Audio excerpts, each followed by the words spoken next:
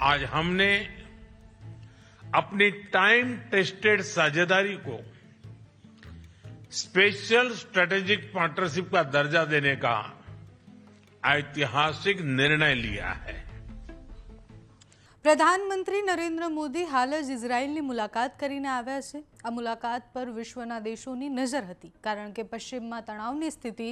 પ્રધાનમંત્રીનું એવું કહેવું કે ઇઝરાયલની સાથે છીએ અમે, એ બધું જ ખૂબ સાંકેતિક માનવામાં આવ્યું। આ મુલાકાતમાં ભારતને શું મળ્યું એ વિષય પર બહુ બધી ચર્ચાઓ થઈ। ભારત ઇઝરાયલ વચ્ચે 17 અલગ અલગ વિષય પર કરાર થયા। એઆઈથી લઈને ડિફેન્સથી લઈને એગ્રીકલ્ચર સુધીના કરાર, અને ભારતને એનાથી શું ફાયદો થવાનો છે એનો વિસ્તારથી વાત કરીશું। નમસ્કાર, આપની સાથે હું છું પાયલ।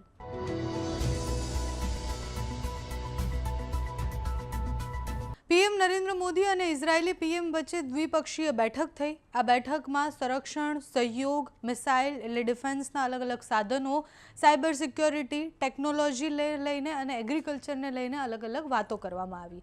અલગ અલગ એમઓયુ પણ હસ્તાક્ષર કરવામાં આવ્યા। જે 17 જેટલા કરારોની આપણે વાત કરીએ છીએ, એમાં ટેકનોલોજીથી લઈને એગ્રીકલ્ચર સુધી બધા જ કરારો આવી જાય છે। ભારત અને ઇઝરાયેલ વચ્ચે મહત્વના જે 17 કરાર થયા છે, એમાં આર્ટિફિશિયલ ઇન્ટેલિજન્સ એટલે એઆઈથી લઈને વેપાર, રોકાણ, શિક્ષણ, હેરિટેજ, કૃષિ વગેરેનો સમાવેશ થાય છે। આ ઉપરાંત બંને દેશો વચ્ચે સંરક્ષણ મુદ્દે જે પણ કંઈ કરારો થયા છે એની પીએમએ વાત પણ કરી, અને પીએમએ જ્યારે આ આખી વાત મીડિયા સમક્ષ મૂકી ત્યારે એમણે સ્પષ્ટ એવું કહ્યું કે આ પાર્ટનરશિપ એક સ્પેશિયલ પાર્ટનરશિપ છે। સ્પેશિયલ કેમ? આમ તો કોઈ પણ વસ્તુમાં આપણે સ્પેશિયલ એડ કરી દઈએ તો એ વધારે સારું અને ખાસ લાગે છે। ભારત અને ઇઝરાયલના સંબંધોમાં પણ હવે સ્પેશિયલ એડ કરી દેવામાં આવ્યું છે, જેમાં એઆઈથી લઈને એગ્રીકલ્ચરની આપણે જે વાત કરીએ બધું જ સ્પેશિયલ છે। પ્રધાનમંત્રીની આ મુલાકાતને પણ સ્પેશિયલ 26 માનવામાં આવે છે, કારણ કે 26 થી 30 કલાક વચ્ચેની આ મુલાકાતમાં 17 અલગ અલગ કરારો થયા, સાથે જ અલગ અલગ જાહેરાતો કરવામાં આવી, જેમાં 26 નવી વસ્તુઓ એ ભારતને મળી છે। ભારત અને ઇઝરાયલની આ સ્પેશિયલ પાર્ટનરશિપમાં ઇઝરાયલ 100 એક્સિલન્સ સેન્ટર બનાવશે, એટલે ભારતને ઇઝરાયલની ટેકનોલોજીનો ફાયદો મળવાનો છે। સાથે જ એઆઈ અને એગ્રીકલ્ચર પર ફોકસ કરવામાં આવ્યું છે।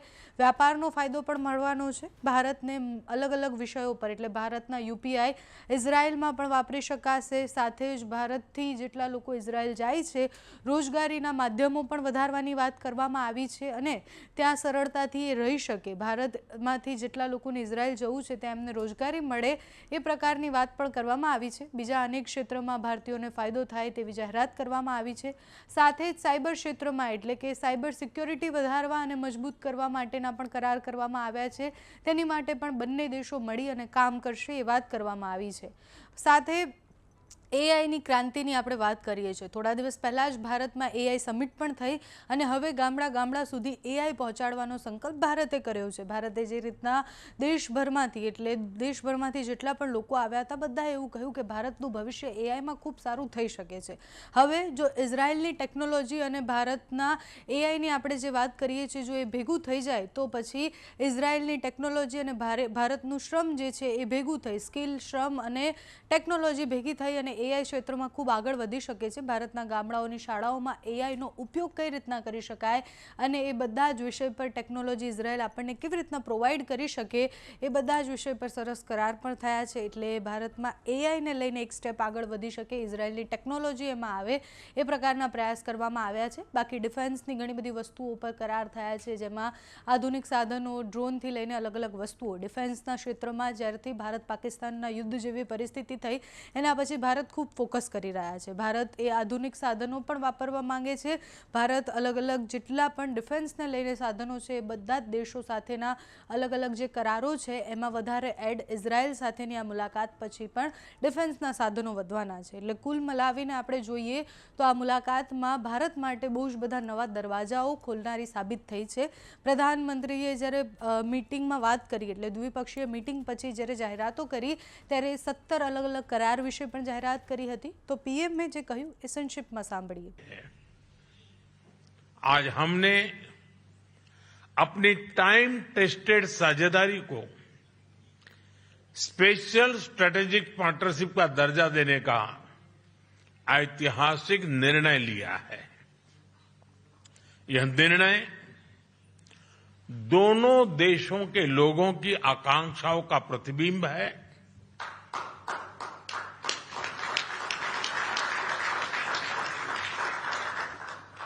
फ्रेंड्स, आज की बैठक में हमने अपने सहयोग को नई दिशा और तेज गति देने पर चर्चा की। हमारा आर्थिक सहयोग ग्रोथ, इनोवेशन और शेयर प्रॉस्पेरिटी का इंजन बना हुआ है। आपसी निवेश को बढ़ावा देने के लिए हमने पिछले वर्ष बायलैटरल इन्वेस्टमेंट एग्रीमेंट किया। हम शीघ्र ही एक mutually beneficial free trade agreement को भी अंतिम रूप देंगे। टेक्नोलॉजी हमारी भावी साझेदारी का केंद्र है।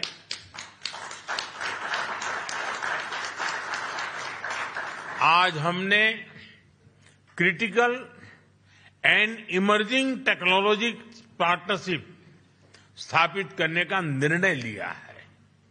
इससे एआई, क्वांटम और क्रिटिकल मिनरल्स जैसे क्षेत्रों में सहयोग को नई गति मिलेगी।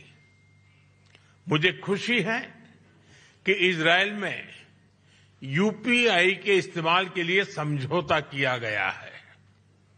डिजिटल हेल्थ के क्षेत्र में भी हम अपने अनुभव साझा करते हुए लोगों के जीवन में सुधार लाने के लिए प्रतिबद्ध हैं। रक्षा के क्षेत्र में हमारा दशकों पुराना विश्वसनीय सहयोग रहा है। पिछले वर्ष हुए एमओयू से इसमें नए आयाम जुड़ेंगे। हम मिलकर जॉइंट डेवलपमेंट, जॉइंट प्रोडक्शन और ट्रांसफर ऑफ टेक्नोलॉजी की दिशा में आगे बढ़ेंगे। साथ ही हम सिविल न्यूक्लियर एनर्जी और स्पेस जैसे क्षेत्रों में भी सहयोग आगे बढ़ाएंगे। फ्रेंड्स, दोनों देशों के बीच कृषि सहयोग का लंबा और सफल इतिहास रहा है। आज हमने इस सहयोग को फ्यूचरिस्टिक दिशा देने का संकल्प लिया है।